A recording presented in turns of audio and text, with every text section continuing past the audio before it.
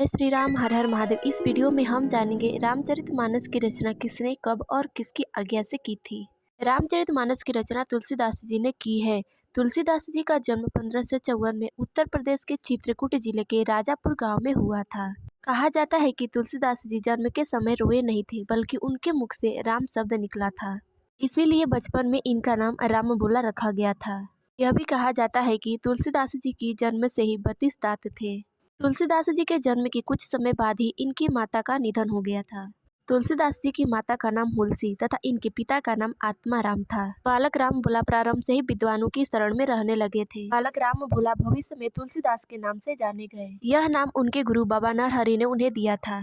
तुलसीदास जी का विवाह रत्नावली नामक कन्या से हुआ था। विवाह के कुछ समय बाद ही वे गृहस्थ धर्म से दूर हो गए तथा भगवान श्री राम जी की भक्ति में लीन हो गए। तुलसीदास जी ने अपने संपूर्ण जीवन काल में कई ग्रंथों की रचना की है। इन ग्रंथों में सबसे प्रसिद्ध ग्रंथ रामचरितमानस है। इस ग्रंथ के सुंदर कांड के पाठ का भी विशेष महत्व है।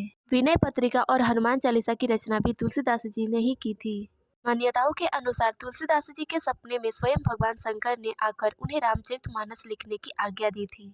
इसके बाद 1631 में तुलसीदास जी ने चैत्र मास की रामनवमी के दिन प्रातः काल से रामचरितमानस लिखना प्रारंभ किया। 1633 की अगहन मास के शुक्ल पक्ष की पंचमी तिथि पर इस ग्रंथ का लेखन पूर्ण हुआ। रामचरितमानस के लेखन में कुल 2 साल 7 माह और 26 दिन का समय लगा था, यानी कि 966 दिनों में इस ग्रंथ का लेखन पूर्ण हुआ था। इस ग्रंथ की रचना के बाद तुलसीदास जी ने सबसे पहले यह ग्रंथ शंकर जी को अर्पित किया था।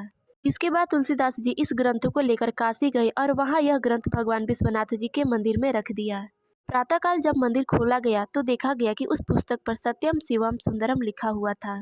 तुलसीदास जी के गांव में एक रामचरितमानस मंदिर भी है, जहां से तुलसीदास जी ने यह ग्रंथ लिखकर पूर्ण किया था। तुलसीदास जी को हनुमान जी और राम जी के दर्शन भी हुए थे। तो यह थी रामचरितमानस से संबंधित कुछ बातें। इस वीडियो में से इतना ही। मिलता है अगली वीडियो में, तब तक के लिए जय श्री राम, हर हर महादेव।